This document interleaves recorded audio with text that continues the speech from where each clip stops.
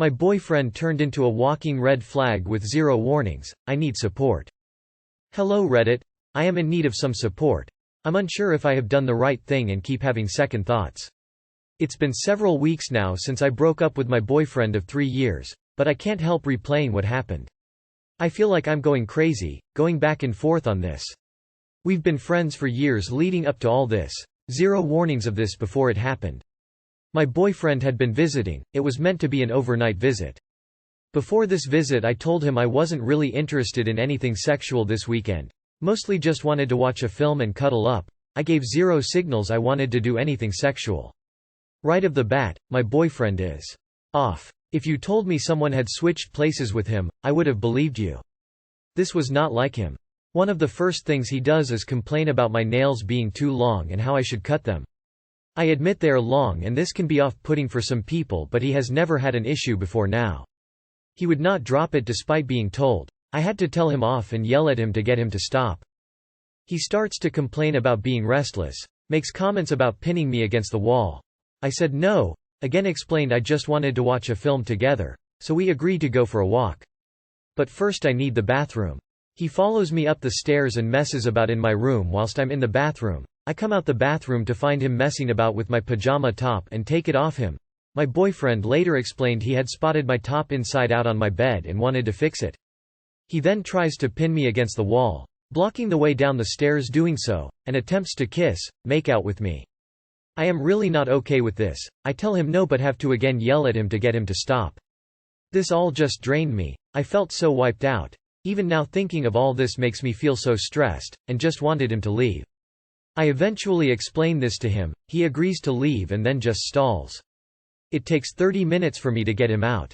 He decides to call him mum before he leaves. He lives with his mum and dad still, and fondles my boobs. I'm so exhausted with him I just let him. I've yelled at him twice in less than 4 hours all in all. After he leaves, and I settle down, I message him to talk about all this. However, before I can even approach the topic he's annoyed, upset with me for having to leave early.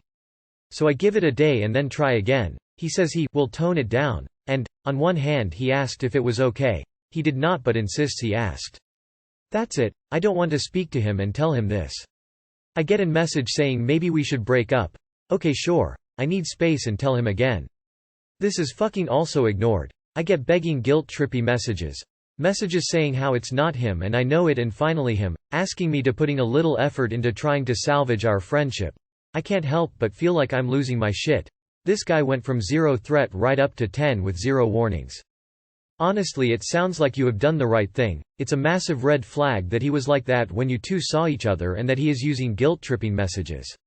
If it turns out mental health had some part in this, then it would have been important for him to let you know, especially since you two had been together for a while. Plus it's not fair for him to guilt-trip you like that, cause the way he acted sounds like it could just make you feel on edge since he wasn't respecting your boundaries, and that doesn't create a healthy friendship of relationship. Yeah, if you let this continue it would get worse, not better. Personally I'd respond to him and say that his behavior when you were together and the fact he sent manipulative messages afterwards after you've asked for space, particularly lying about asking for consent, has changed the way you feel about him, so you won't be seeing him again. Don't over-explain or go into huge amounts of detail. If he then responds about being friends, just say, right now a friendship is not on the table. It's another manipulation tactic. Pinning you against the wall and blocking your path is considered assault. This man has physically assaulted you. Not only that, he told you beforehand what he was doing to do to you. Do not see this man again, do not be alone with him and file a police report. Block him so you don't see his messages. You don't owe him friendship. When women break off relationships, abusive men no longer have to pretend not to be abusive. The abuse often ramps up in this period as they realize they have nothing left to lose. This is the time women are most likely to be killed by their former partners. He is escalating. You are in danger. Do not doubt your instinct and cut this man out of your life. You absolutely need to go to the police. If he has keys, you need to change the locks. First he disrespected you, then gaslighted you, and then guilt-tripped you. Sounds like he's trying to manipulate you. You made the right choice to break up with him ASAP. Please stay strong. I hope you are in a no contact with him. Be firm and don't let it becomes a trauma bonding. It will be harder, more painful to leave and recover after it becomes that. If it happened once, what's the odds of it to not happen again? Remember, it's not you, it's him that changed. It was never your fault. Good job for respecting your own boundaries. Keep doing that. I'm proud of you. If he was interested in salvaging your friendship, he would have watched a movie with you and been sweet and not pushed you to do things you don't want to do. He refused to take no for an answer and is upset with you cause you wouldn't let him manipulate you into giving in. I adore my fiancé, and if I tell him I am in pain and can't have sex, we don't have sex. He doesn't pout or blame me or say I am ruining things, and he would be kneed in the balls if he tried to pin me against a wall and have his way. Your ex doesn't respect you. You deserve better. It sounds like the right call, and maybe you should just block him if he won't leave you alone. You absolutely did the right thing. Don't doubt it. Given a choice between vacation or relationship. M41 and F42. I have been planning and fully paid for vacations in the next 90 days for over 2 years. The girlfriend has not worked, by choice, over 12 months and has enjoyed just sitting around the house, playing video games, watching TV, hanging out with family, etc. while I work. Needless to say, I have been looking forward to the vacations like there is no tomorrow. One of the trips is a once-in-a-lifetime journey that I have wanted to do since I was a child. 2 years ago I had a chance to book it and the girlfriend and talked long and hard about it, and she agreed that we should take the trip together, so we booked it. A couple of weeks ago the girlfriend informed me that she has taken a part-time job where her employer will let her know if they need her to work as needed. When she does have to work, it will only be for 2 hours a day during the week. She also told me that since she will have to be available to work at any time, I have to cancel all the vacations that I have scheduled and paid for. I explained to her that I would lose several $1,000s due to the cancellation policy and asked repeatedly if she was sure we had to cancel. She was adamant that there were no options, that I must cancel. I kept my cool and did my best to not get upset in front of her. For several days, while listening to her go on and on about how important her job was to her family and friends on the phone, I have continued to get more and more stressed and upset. I ended up asking her if we could sit down and talk about it like adults. I outlined my feelings in detail, explained how I have worked very hard without any time off for over 18 months, and I will lose a considerable amount of money, and asked if there was any chance she could ask her employer about the dates. I admit that I did bring up the fact that I have completely support her financially while she has chosen to not work for over a year and never asked anything in return. This turned into her screaming at me, and while I did not raise my voice back at her, I would consider it turned into quite a bit of an argument where I was told basically to go on the vacations by myself, in which case we are breaking up. Or cancel the vacations, lose the money, and we can stay together. At this point I have not cancelled the vacations as I am going to lose the money either way. I care about her deeply, but I am torn at this point as I feel that my feelings and thoughts are of no value at this point. While I can only explain, post my side of the fence, is it bad that I am seriously thinking of just going on the trips and moving on after I get back? That's ridiculous. If you planned this trip the whole time, then you should go. You'll have a blast if you go and let loose. Whether she goes or not, that's her choice, but she's being selfish. She can easily find another part-time job that gives her more hours. Don't let her manipulate you into feeling bad and not going. Sounds like you worked your ass off and you deserve this trip. Ditch this ungrateful bitch. Are you serious? Yeah, no, cancel the vacations cause I definitely need the part-time job so bad all of a sudden. Give your head a shake up. She ain't the one. That's not even a real job. Did she get a paper route or something? Go on your vacation. If I'm understanding this right, your girlfriend chose not to work for a year and forced you to support her financially. Then when you want time off to go on a once-in-a-lifetime childhood dream vacation, she wants you to cancel it because she has a part-time job? Do you want to have an amazing once-in-a-lifetime experience you've waited for your whole life and worked towards for 2 years? Or do you want to lose thousands of dollars, and maintain a relationship with someone who made you support their year-long vacation only to then make you choose between her part-time job and your happiness? This is a no-brainer. Take the vacation. Your girlfriend is being absolutely ridiculous. This is a new part-time job, not a career or an emergency. Go on your holiday, you absolutely deserve it. Sounds like she needs to understand that she can't always get things her way. She is honestly being so unreasonable. The real question is, why does she want you to not go? What's her actual reason for that? It sounds like she doesn't want you to have a good time if she can't have it too. Break up. If she wants to sit around and wait for the phone to ring, fine. She can't reasonably expect you to jettison your plans and swallow thousands of dollars because she might be needed for 2 hours during that time frame. Let alone without even telling her employer she's got a conflict those weeks and seeing if there's a way for her to either be left off the schedule and make it up, or at least know for sure if and when she'll be needed. My boyfriend told me his darkest secret and now I'm scared and confused. My boyfriend and I, F29, fell madly in love last year. He has held something from me for a while that's been plaguing him. He hasn't been telling me why he is having therapy. I assumed it was his very unhappy childhood, but I respected his privacy. Things came to a head on holiday. He was shaking as he told me. He said between the ages of 14–16, approximately, he developed pedophilic thoughts, preferences. This was just incomprehensible to me. He's the least creepy and kindest, most normal heterosexual guy. Then, he said it gets worse. He once played with his little sister, throwing her up and down in the air in a pool, and got turned on and bumped his erection against her. The feelings faded as he left some incredibly lonely, unhappy years behind, and he blocked out the memory of his sister until his early 20s. He's traumatized by what he did, it seems. He feels deeply ashamed and disgusted with himself. I've been asking again and again, are you sure the feelings are gone? Are they not still there but repressed?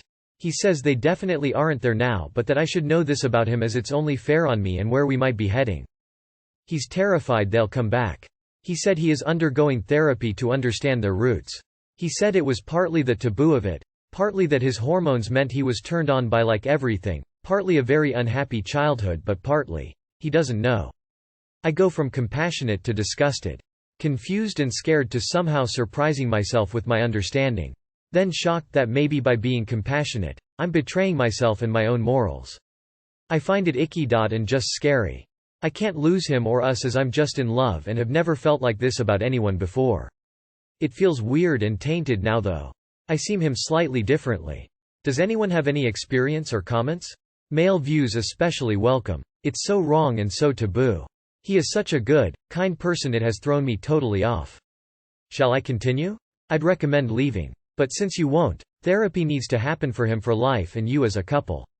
Then, and this is the most important part, you can never ever have children and he needs a vasectomy immediately. It's been a long time, and he recognized it was horrible of his own accord and sought therapy. Which he continues to this day because he's that distraught by his own actions. There are lots of people who move past horrible mistakes in their past to become good people. I'd say it's entirely possible that your boyfriend is one of them. But I wouldn't judge you for not wanting to take that risk. It's not exactly fair to him, but frankly you can't let what's fair for other people decide who you date. You should only date people who you are comfortable and happy dating, full stop. There's a, surprisingly common, form of OCD in which the individual suffers from intrusive thoughts about being a pedophile. It's troubling that he acted on these thoughts at one point, but perhaps a therapist experienced in this area could help. Short of leaving him, I only have one recommendation. Hammer the fact, multiple times and in different ways, with different examples, that sexually abusing minors traumatizes them. There is no way that it can be a positive thing for the child, it's severely damaging. The reason for this is that there's a difference between something being abstractly wrong, and it being truly harmful. People do wrong things all the time, no sweat, but are deterred more if they understand the damage it causes. This is really disturbing. I wonder if your boyfriend had a deeply religious upbringing? Sometimes heavily religious families can cause extreme feelings of guilt brought on by compulsive thoughts that the rest of us would otherwise dismiss and never revisit. Compulsive and invasive perverse thoughts and shameful reactions are a hallmark of people raised in this environment. You have no idea if he's being truthful. I wouldn't trust a pedophile's word on how good he's been the last few years. If you have young children or if you frequently have children in your home, you need to leave him now. You can't under any circumstances have a child with him.